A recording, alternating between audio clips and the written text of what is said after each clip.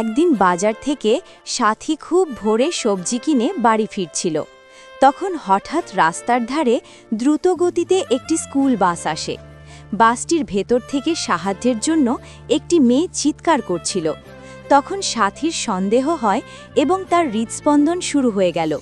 তখন আশেপাশের লোকেরা তাকে জানাল যে কিছু দুষ্টু লোক মেয়েটিকে জোর করে বাসে তুলে নিয়েছে।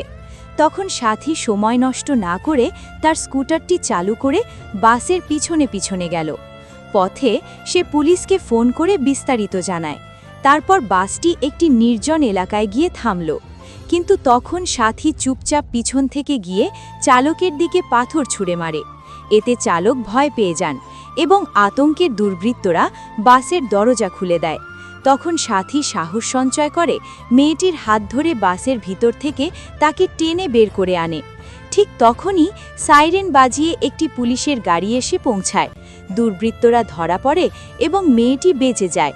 কিন্তু তারপরও মেয়েটি বসে কাঁদতে থাকে, কারণ মেয়েটিকে কেউ এখনো কমেন্টে তার সাহসের প্রশংসা করল না।